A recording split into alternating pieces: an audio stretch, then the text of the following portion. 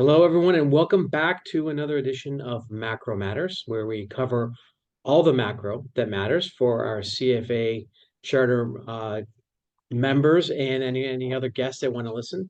My name is Rich Excell, and as always, I'm joined by my colleague Tony Zhang. Tony, welcome Uh, back. yeah, it's a hi, Rich. Very definitely glad to see you, and hopefully you have a very nice spring break. And over the spring break, there was a lot of there were a lot of interesting things happening, both in the market and also in the crypto asset classes as well. So probably we can discuss some of the most critical things for investors this time. Yeah, for sure. I didn't go anywhere for spring break, so I was staring at my Bloomberg the whole time. So Okay, that's what I good. do for fun. That's great. That's great. But no, you bring up a great point because last week was full of a ton of economic data, particularly on inflation. And inflation, or the fact that inflation wasn't a story for some time, was really helping riskier assets, longer duration assets. It was helping bonds. It was helping, which are longer duration, but also helping high growth tech stocks, momentum names, crypto, et cetera. And so the fact that inflation might be starting to perk back up may not be such a good sign for us. And I think maybe we'll share some screens here. And if you're watching on YouTube, you'll be able to see it. Otherwise, I'll try to talk us through what we're looking at. But Tony, the first thing I wanted to look at with you is this. We've got a Fed meeting this week. Here we're recording this on Monday, the 18th. The Fed is meeting later this week, and this is what the market is pricing in for rate cut possibilities. Of course, nothing expected in March, and nothing expected really in May anymore. I know that as we've been talking throughout the year, those odds have been coming down. And now it's Correct. almost kind of 50-50 for June and close to less, about one cut now total expected through July, which is a huge change. I mean, I just wanted to, and this is as of today, March 18th. I wanted to just kind of go back and look at this same chart at a couple different periods. Here we are in early January when we first started talking about inflation in the Fed earlier this year. We saw that there were over three cuts priced in by June, and almost seven cuts priced in by December of this year. And I think I remember the two of us were saying that's not going to happen. and Correct. and so then you fast forward and you kind of go to February, a month later, and the market's already starting to price out March. It's only got 1.5 cuts in June now. It didn't have the 3+ cuts in June anymore. Only had 1.5, and by December it's only down to 4.5. So they're already taken over two rate cuts out of the picture. So we have 4.5 Exactly. in December. We have 1.5 to 2 by June or July, and March was starting to look a little weaker. And now we fast forward to today, and basically, we're less than three cuts now throughout the rest of the year, 2.8 cuts. And I think we've been saying that we don't see anything happening near the election. And if you look at it, the market's really got most of these cuts back end loaded in September, November, December. And I don't know about you. I think we would agree, though, that that's probably unlikely to see the Fed being too active and aggressive around the election. And so at this point, to me, it looks like the market's pricing in largely one cut for this year, or the expectations of one cut for this year. And when Jay Powell talks to us this week on Wednesday, you wonder what he says. But I think already seeing the articles, it says he's going to probably walk it back, and this matters quite a bit, doesn't it, Tony? Yeah, yeah, Rich. I think we have been talking about this since the beginning of the year, continuously, and with emphasis that market was actually and is still is over optimistic about the Federal action, what Federal Reserve can actually take, especially in the presidential election year.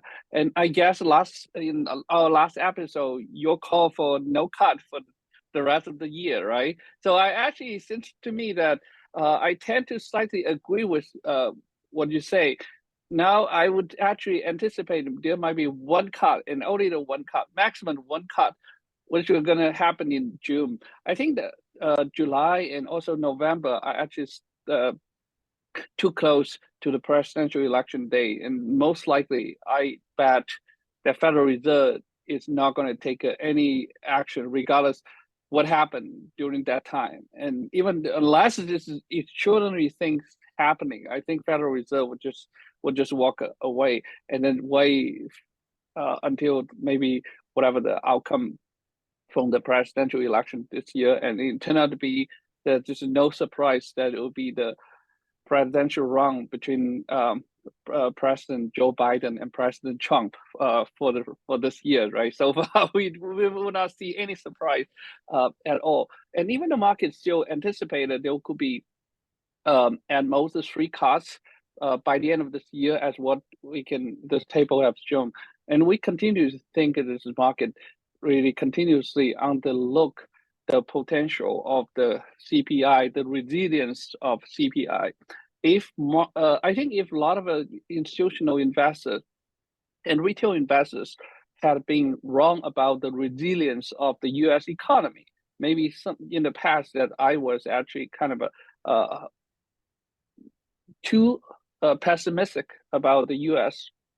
economy's growth resilience. But I would say with all of the numbers coming out of the past few months, that this is something that we definitely can call that the U.S.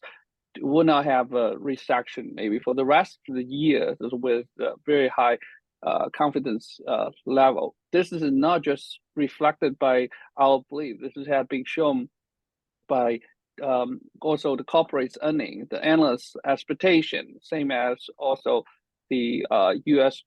job growth. This is a lot of things are telling us that the inflation is still here, and it will not go anywhere. It will not actually slow down in the rate that maybe even closer to 2%, as what Chairman Powell had anticipated. This is very unlikely. This is things, but I also think, given what had happened in residential, especially commercial real estate, that could be one trigger or one reason that Federal Reserve might actually take one cut, and one cut only to help to stabilize maybe the commercial real estate market in the U.S. That might be the only reasons. And other than that, I see no other reason that Federal Reserve is going to back away from their higher for longer rate policy. That's my thought, Rich.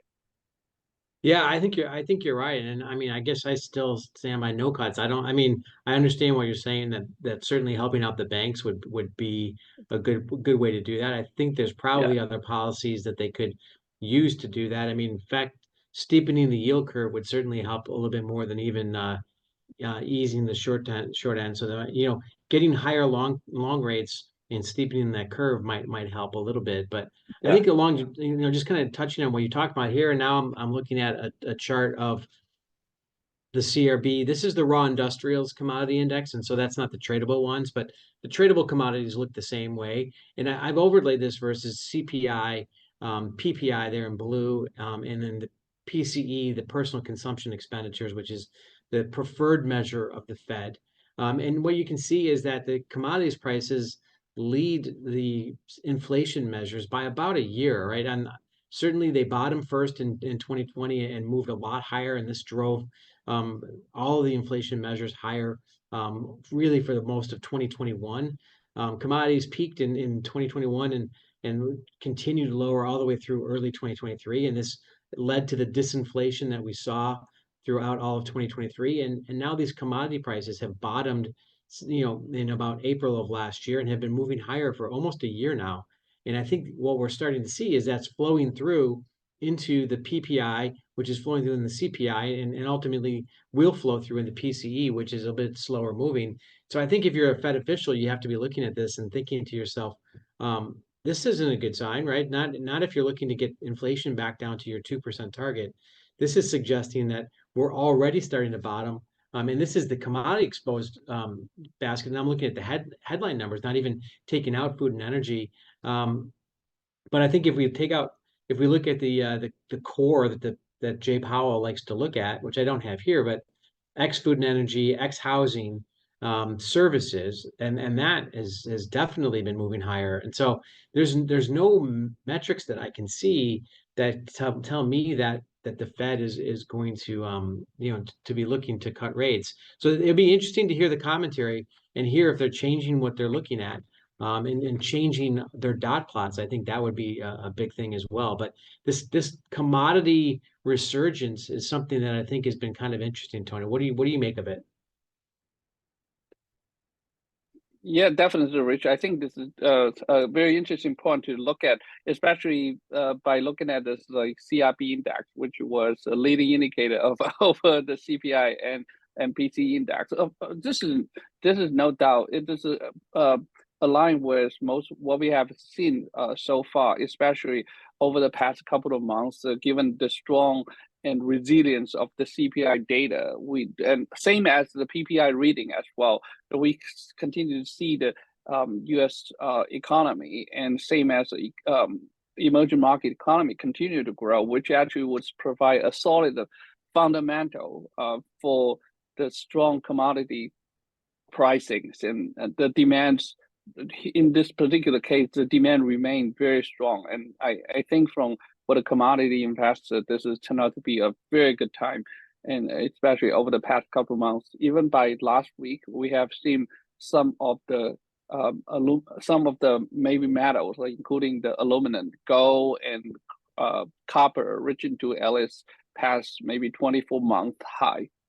This turned out to be very bullish, in my opinion, and most likely, if we actually have seen the historically statistically telling us that whenever we see this kind of aluminum and copper leading the gold, leading other commodity, this typically will indicate that the economy will remain very strong, and we don't see any signs of recession just within the coming 6 months. That's what statistics have been telling us, and it seems based on the unemployment data that released like last week, I think 1 week ago, most of these things indicated just keep showing that the corporate might continue to benefit from the strong economy. The corporate earning might continue to be stronger and through the rest of the year. So that's my take, Rich. What do you think?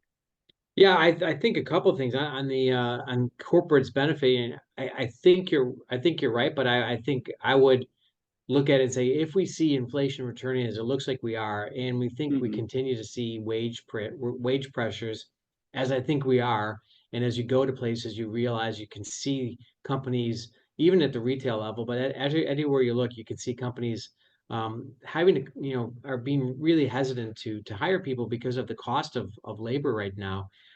This tells me that the businesses that have high labor costs are probably going to see their margins struggle a little bit, and you might see earnings weaker, whereas those businesses that are maybe less labor intensive, but even if they're more capital intensive, they're going to benefit a little bit more from inflation because the ability to the ability to pass on some price is going to certainly trickle to their bottom line a little bit more.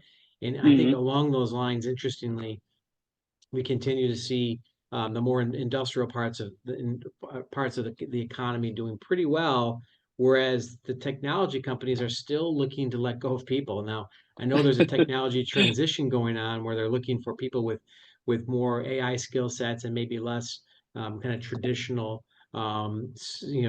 Java, C++ type of skills.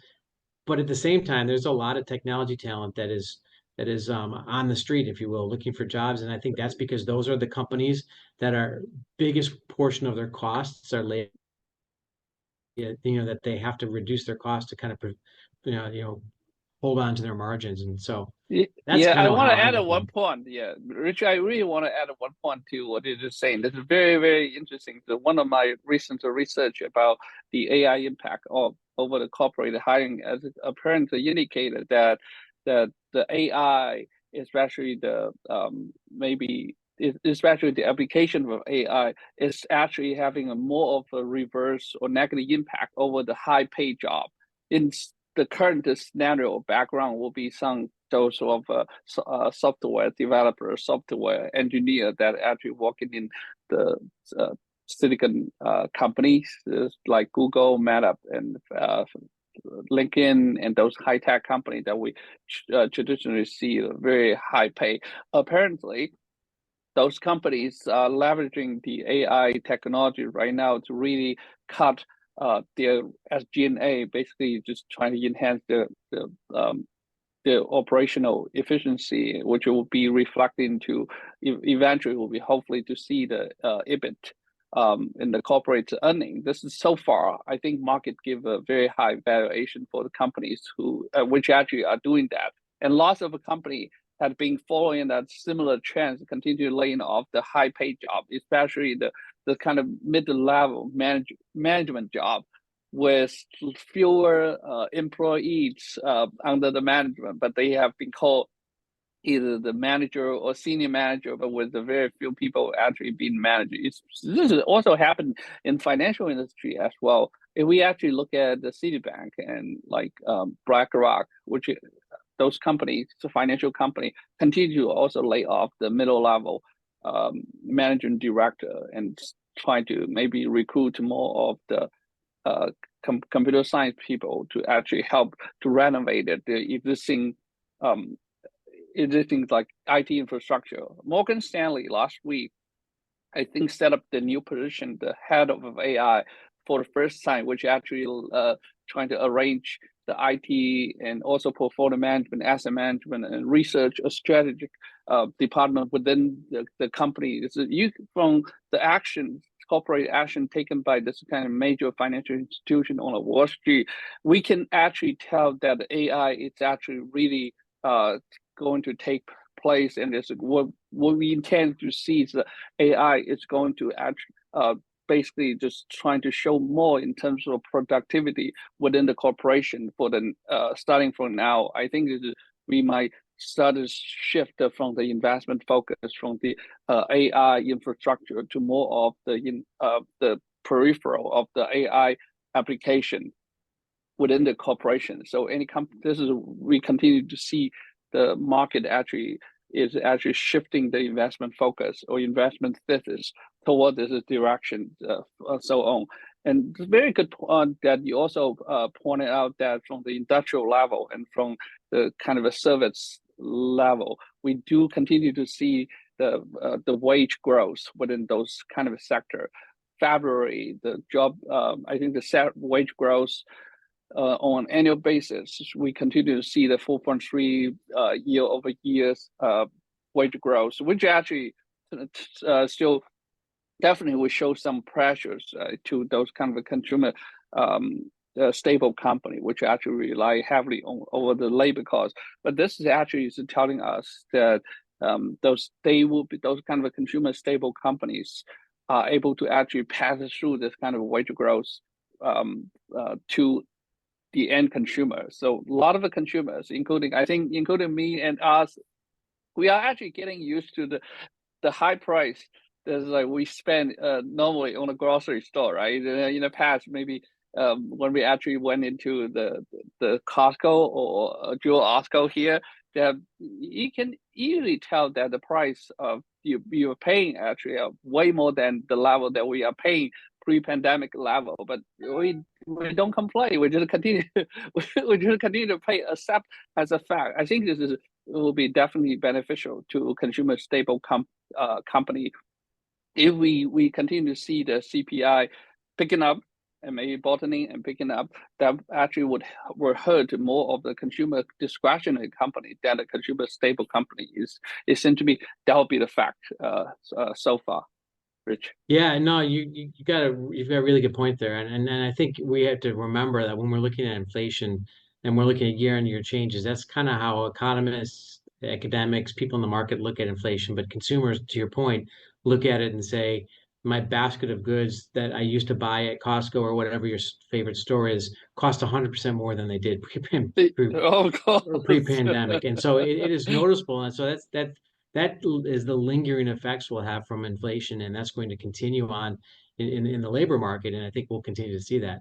And so the chart, just so Mm-hmm. those who are listening have, know what we're looking at. So I brought up while you were talking, Tony, the commodity prices. So you talked about the strength in commodities. And if we look at crude oil's up over 15% this year, gasoline up over 30%. That's another thing that consumers are going to be noticing. If you go to fill up your Mm-hmm. car, as I do when I drive to Champaign, it's pretty expensive Yes, now. of It's course. creeping back up there. In copper and copper and nickel are moving back higher as well, which I think is interesting. The question I wanted to ask you is, I'm going to move on to it now here, is that, copper, a lot of people have kind of been thinking, okay, there's a few different drivers. There's always the housing driver. So we think of U.S. housing and how copper is Mm-hmm. used for pipes and electricity, et cetera. And so if Yes, housing yes. does well, copper should do okay. Of course, we've got the electrification of the U.S. economy, and as we're trying to expand the grid and trying to put in more and more electric vehicle stations and electric vehicles in general, meaning more copper. And these are the positive drivers of copper. But until very recently, copper wasn't going anywhere. In fact, it was pretty weak for some time, but it's turned around quite a bit here, and noticeably so. And I think when we look at it in the last month or so, in particular, it started to move higher again. And I think this is interesting because I've got copper overlaid against here. In orange, I have the Li Kashan index, which is an index of the Chinese economy, um, which looks at electricity consumption, rail freight, and bank lending as measures to look at the Chinese economy. And now this Right. index has not been updated in over a month, and I think some of that delay is because we had Chinese New Year in there, and that data usually takes a little bit longer to come back out, to be tabulated after Chinese New Year. But as you can see, it does a pretty good job of leading the copper index, and so I would expect to see copper this time is going to be leading it and is going to be taking it higher. But what we also see I have on here is the CPI, which we've been talking about. And if copper's heading higher and if China's economy is heading back higher, that's actually going to have some impact on the CPI, and that's going to make things continually more expensive for us here in the United States. Because even though I know supply chains are being rationalized around the world, China still is a place where a lot of things get made for the in the U.S. markets. And so, the extent that things are getting a little bit more expensive and the economy is starting to turn around in China is going to have an impact on U.S. consumers as well. And I think that's something that the Fed has to take into account when it's thinking about what could happen the rest of this year, right? It doesn't want to Mm-hmm. balk and Mm-hmm. blink and move rates, and then all of a sudden things pick back up. So I think these are things that it has to be looking at from a forward-looking standpoint. Any thoughts on whether or not this is a head fake in the metals and copper and nickel, or whether China might actually be bottoming and starting to turn back higher? Yes, Richard, you raised a very good questions that a lot of those kind of driver we mentioned, including both the real estate and also the electrification in the U.S. actually remained robust regardless. But however, we didn't even see the copper price to pick up until the maybe a couple weeks ago. And actually, this is aligned with very nicely with what you actually point out, U.S. economy. And what we have been knowing over the past couple of years, or even past decade, is like the copper price actually really benefit from I think the growth of the real estate market in both U.S. and in China, especially in China. But since last year, and we, as for all of the reasons, like we have been knowing that the Chinese real estate developers run into the biggest issue, like Evergrande, Evergrande developer that we discussed in previous episodes, like almost filed bankruptcy, Chapter 11 in New York, and many other Chinese real estate developer will follow similar like cases still recently. But since I think since the Chinese New Year, that the Chinese government actually has established many policies in China helping to actually stabilize the real estate market in China. They have loosened of many restriction over like the real estate purchasing and acquisition and transfers activity in China, which actually continue to help, just at least from the belief investors believe that the Chinese real estate market is entering into a stabilization phase instead of continue to declining. But this, in my opinion, might be still on the way. That the impacts of this kind of a new policy, especially the long run impact, is still unknown and uncertain at this moment, given right now what we have seen, the decline birth rate in China, Chinese population. So this is something that we unknown. However, electrification actually play even a major role so far. That's what we have seen. This is 2 weeks, just over this past 2 weeks, during the week of the spring break that we had. Chinese government also released the new policies that they actually want to continue to push forward the renewable energy infrastructure construction and spending. Is including also the policy to help to promote the renewable electric vehicle, the sales and also the developments, not only domestic but also internationally. Like we continue to see many policies actually coming up to push forward this. The main issues behind all of the electrification and policy behind that apparently is the infrastructure related to the power grid that you actually just mentioned about. Certainly. Now, if actually that policy by itself will actually drive up the demands for the mainly the storage, the electricity storage, and also the mainly the grid, the power grid, the construction, which actually require lots of copper, certainly for sure.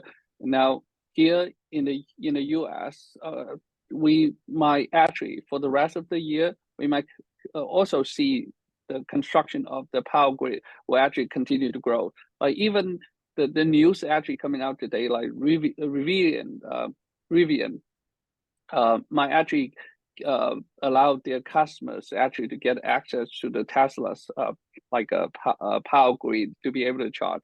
This is certainly a lot of positive news actually happening to help to drive up the electrification infrastructure development in the US as well. So all of these factors, it might actually help the coppers. The price will continue to go up, especially when many commodity investors that have been waiting for this kind of moment. They actually trade on really nicely on all the momentum factor that we have seen in the last episode we discussed, right? Momentum factor will actually continue to play out in this in the commodity market as well. So in my opinion, like the commodity might continue to have a nice run, given so far the low volatility in the market and also relatively like strong U.S. economy, same as maybe the stabilization of the Chinese economy. So all of this is, would help out saying that like the commodity market might at least certainly see some potential for stronger fundamental. That's my thought, Rich.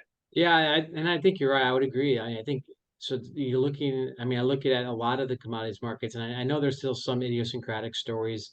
Natural gas still trades very, very poorly, and it's been Yeah, certainly. politicized with whether or not we can export LNG, et cetera. And we know the U.S. is a bit oversupplied, and we look at the food price, corn, soybeans, wheat, and we know that Russian wheat's hitting the market at below market rates, and Brazilian soybeans are had a bumper crop, and so that's hurting the U.S.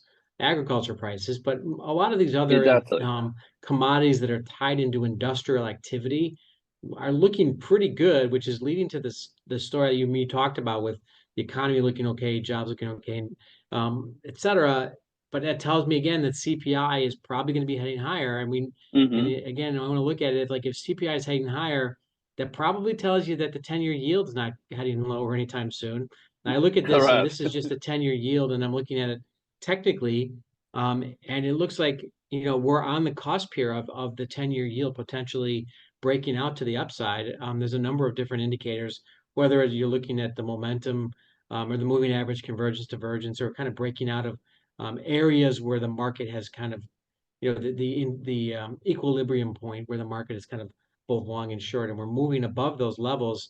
And I'm not suggesting we go back to where 5% where we were the summer of last year, but even a move back towards 4.5, 4.6 to 4.7%, that would probably be something that the market's not pricing in. And remember that the major rally in risky assets, not just tech stocks, but all U.S. stocks in November and December of last year, came because you had Fed rate cuts being priced in, and you had the 10-year Treasury rallying, so the yields fell from 5% to below 4%.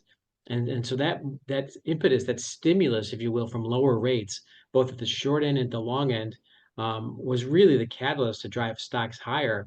And now if we go, if we look at a series of higher lows, we were 3.79 back in January, we were kind of 3.86 or whatever in February, and now the lows we got to in March were somewhere around 4.06, and now we look to be heading higher. That gives me a little bit of caution that the bond market is telling us that it sees inflation too, and that suggests that the Fed's not going to be out of play, and that means higher yields. And I don't know if the riskier assets like stocks and crypto are prepared for an environment where we see higher yields. That's something that I think is still to be determined. But I think the bond market is telling us that this inflation story that we're talking about is something that it's worried about too. Do you have any thoughts on that? Yes, yeah, Rich. Definitely. I think that the charts very nicely, basically representing what had been, what we have continued to discuss. I think the market so far is overly optimistic about the prospect of the future for the rest of the year by pricing in so many cuts from the Federal Reserve and actually underscoring the potential for like the long-term treasury yield to actually to break out if indeed, like, even though you are the experts in the technical analysis, so I actually do not comment on, do not actually want to comment on the breakout over that. You know better than I do. Here is, I really want to mention that if we actually the long-term treasury yield does break out, they would actually hurt this kind of company which actually rely on the borrowing of the cash capital to actually just support the continuously operation of their business, like especially those kind of a company where it's like the long duration and with maybe less of the less stable of cash flow. Those companies would actually suffer with the high cost of the capital. Many of the what the companies that we have continued to talk about, including the healthcare company and including consumer discretionary company, especially the small cap company, where it's relying on the borrowing to support their operation, will actually continue to suffer. We will see maybe the earning will decline if this kind of a long-term yield actually does break out. It certainly will not help the real estate market for sure. And as what we have been knowing, that the real estate market has been it's shown a resilience like over the past few years. Even in Chicago, where we see so high the property tax rates here in Chicago, I think the average price of the real estate in Chicago stabilize and continue to go up. Even on such a high interest rate environment, this is extraordinary. But if the interest rate remain to be higher, and especially that might potentially cause some kind of disruption over the employment, given a lot of unexpected things or a lot of over optimism within the market, then we might see some kind of pressures over the market, especially the financial condition. If actually it indeed happened, as what we had discussed in, I think, a couple episodes previously, that this time maybe the recession might happen in a way, instead of the economy actually leading to a recession, it could be the stock market actually leading to the real recession. In reality, that will be the in opposite way. So if the real long-term yield curve does actually break out, a lot of this surprise might actually come into the play, and this could be potential. You just do not anticipate any black swan could happen, right? There's a black swan.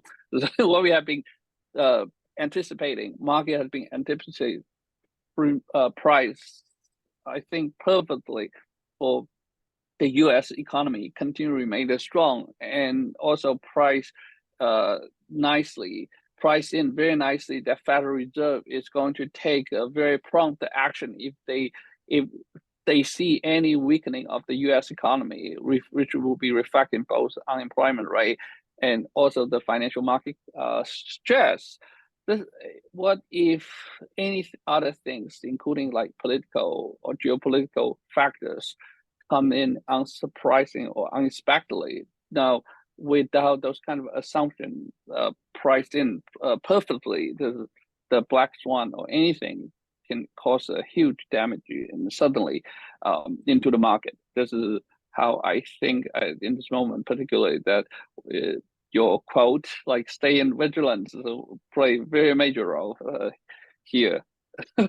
Yeah, I'm for sure. I think you always want to, but I think one last thing I wanted to bring up, Tony, and we were talking about this before, is the relative rotation graph, and with all of this idea and this mindset of what's going on in the market and what's the market pricing, and we can see in the last graph what the bond market is starting to potentially fear maybe some stickier inflation moving back higher. I think it's always interesting when I look at this is all different kind of global asset classes and how money is moving and what things are improving, what things are weakening, what's continuing to lead, et cetera. We still see things like momentum and crypto are still doing very, very well, et cetera. But what is starting to improve that has not been good really until the last few weeks are the commodities, right? We see the agricultural commodity, the DBA, the momentum has picked up. The DBC, which is a commodity ETF across all commodities. We see the oil ETF in there, USO. We see FXI, the China ETF. So maybe the China stock investors are also starting to sense that maybe something's turning in China. And so that's a positive. And then on the flip side, what's moving into weakening category are a couple things of note. One of those are all the different bond.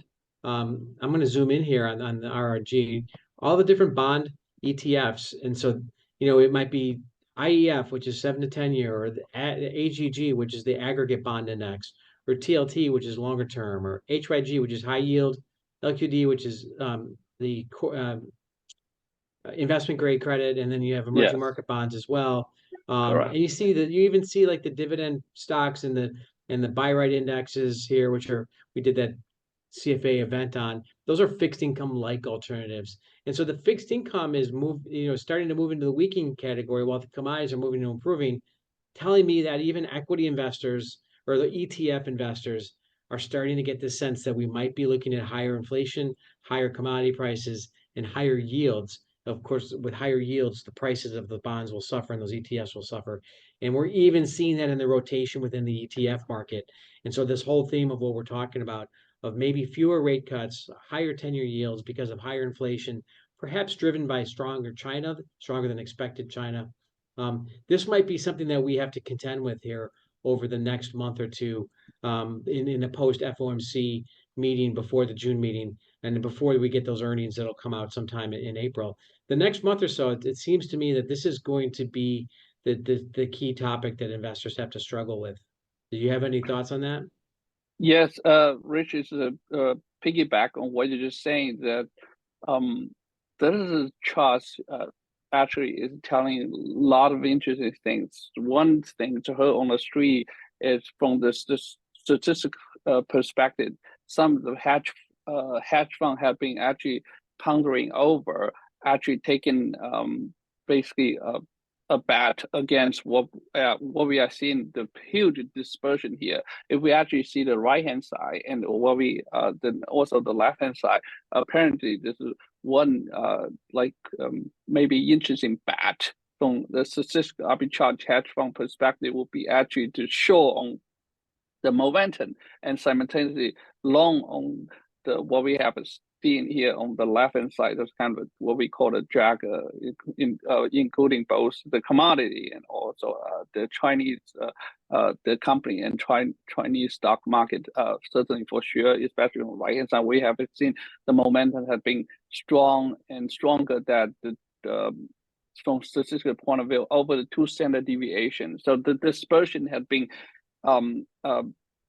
too large. And it could be any moment that if the trends reverse, it's going to reverse very hard and hardly. Because here, given many hedge funds actually will start to actually continue to accumulate the position, then if we just do see the reversal of the market, then we it will not be surprised that within a few days, these things where we can see that a lot of the investors, including the institutional investor, will not be happy to see what they're going to see if they don't actually prepare for this kind of risk happening.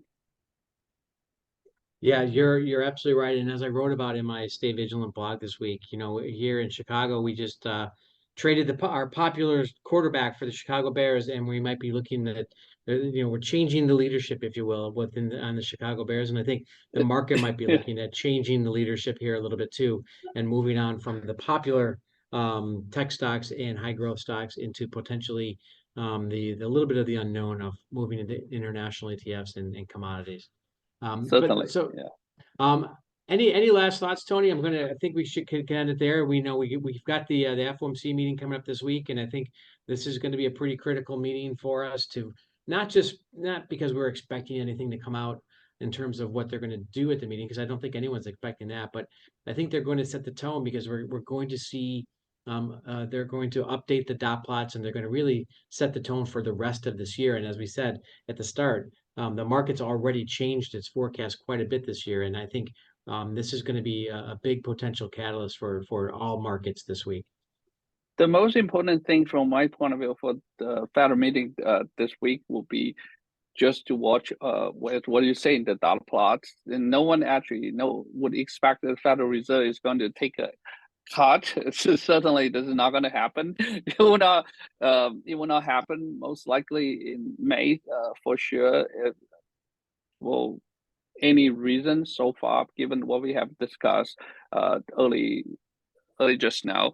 This isn't, but what we really want the investor to really pay attention to that so far, both institutional investors and retail investors have actually concentrated their investment heavily onto the multiple stocks, especially the AI and semiconductor stock, which could lead to potential huge risk, given this is historically always happened, the reversal. So this is maybe still the message that we actually want the investor to pay attention to whenever the high concentration, the crowd trading happen. Things it will reverse very badly for them. Would be definitely something that we should pay attention to. Yeah, absolutely. And we'll be back in a couple of weeks, and we'll recap certainly what we've seen from the reaction to the markets, and we'll catch up on other trends and set people up for the earnings season that will be about to start as we get together in a couple of weeks. But Tony, thanks again for joining me on Macro Matters here, and thank you to everyone who's listening in. Yeah, thank you, Rich, and definitely look forward to the discussion in the next episode, which I hope a lot of great things would happen over the next 2 weeks. Looking forward to it. Thanks, everyone. Thank you.